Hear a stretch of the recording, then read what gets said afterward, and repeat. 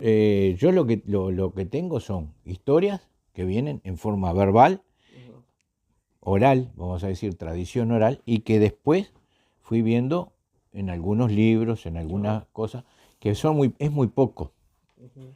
lo que está. Se perdió, por ejemplo, una gran parte en lo que era el archivo Del Frate. Ujú. Yo muchas cosas las sé, por ejemplo, por charlas con Del Frate, porque Del Frate tenía un chofer que lo llevaba, Ahí pero va, a veces se iba en ómnibus.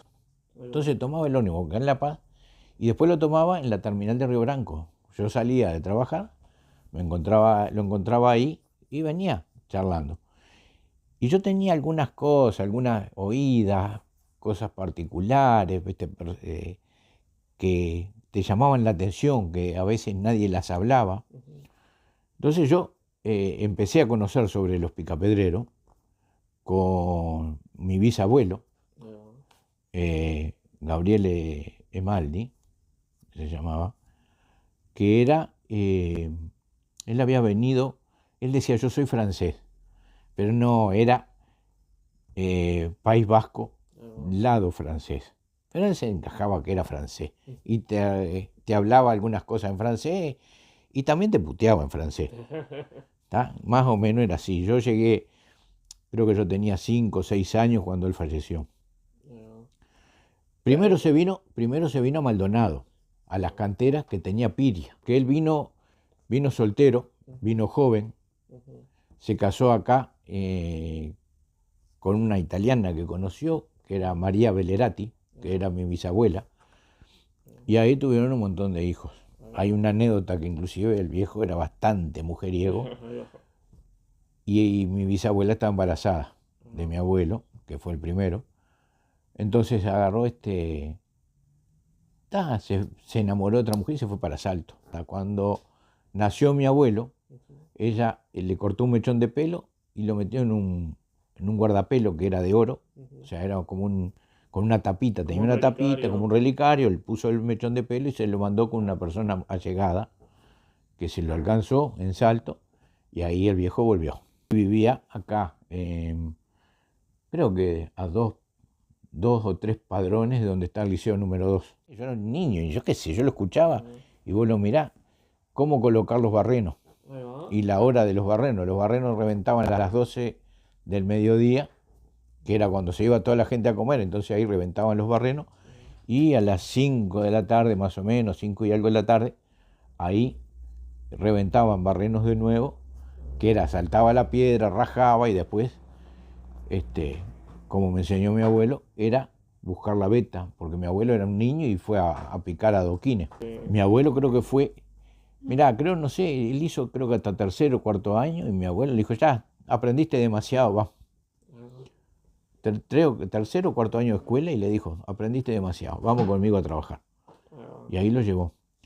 Este, si estaban autorizados con 10 años, no. El sindicato, según algunos libros, algunas Sí, sí. publicaciones, decía que desde los 12 años y las mujeres no iban a ir a trabajar. Entonces, vamos vos que tenés que ir a trabajar porque las mujeres no van. Ahí va.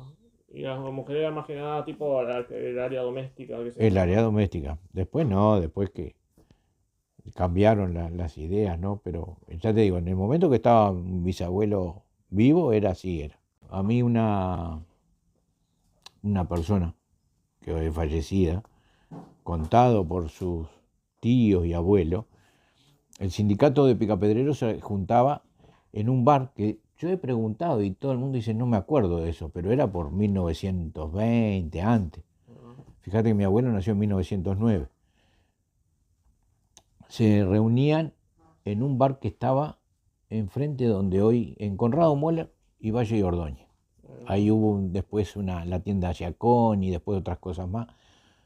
Ahí, en esa esquina, había un bar. En ese bar se juntaban y pasaban lista y podía faltar sin aviso, sin avisar, miren, me pasa esto, una sola vez. Ahí va.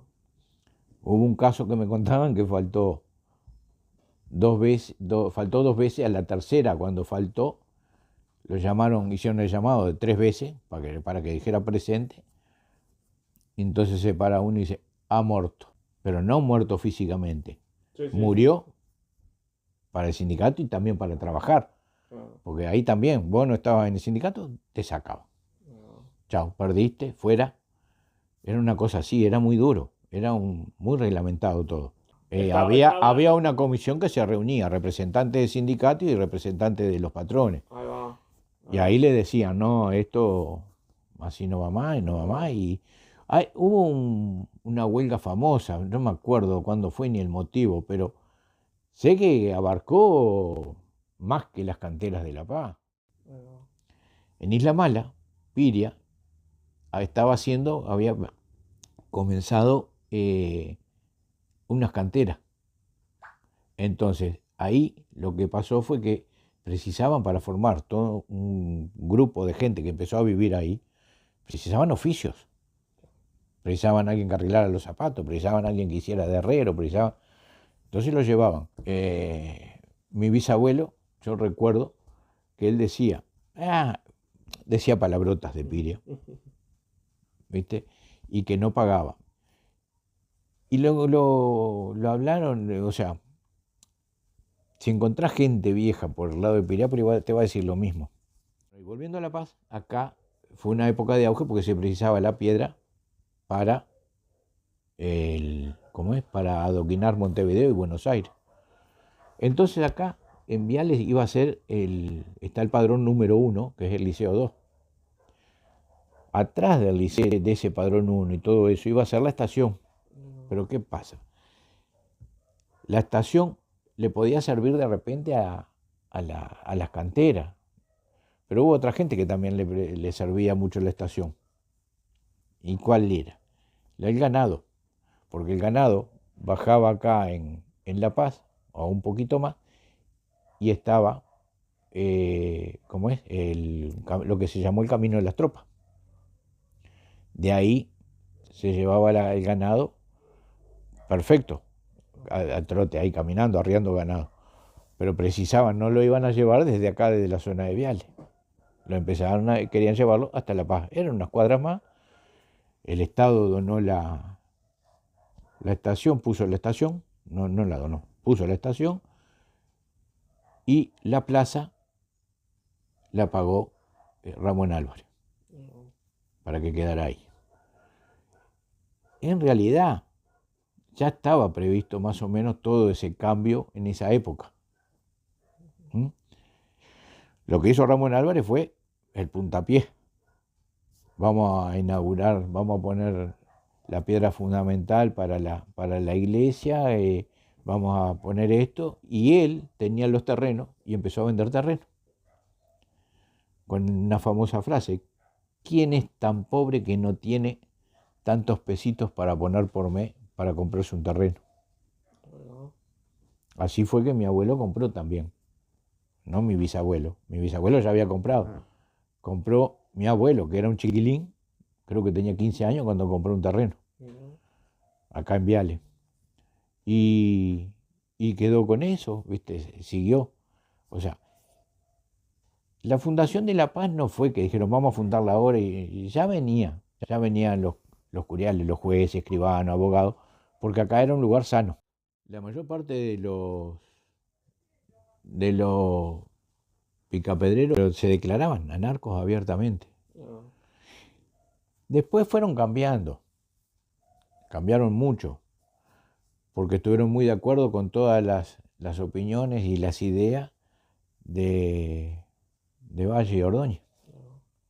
Con él, por algo, una de las calles principales que atraviesa La Paz es Valle y Ordóñez.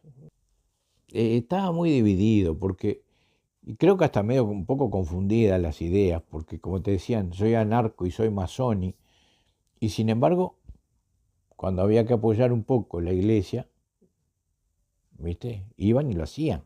El comienzo de la masonería es con la construcción de las catedrales. Ahí arranca, porque ahí es donde se entran a juntar. Y las mismas escalas de la masonería son las de la escala de la construcción y de los picapedreros. El picapedrero, cuando entraba, que era así niño como fue mi abuelo, era aprendiz. Y después iba subiendo. Después tuvo una decadencia, creo que fue por el 1920 y pico, 30,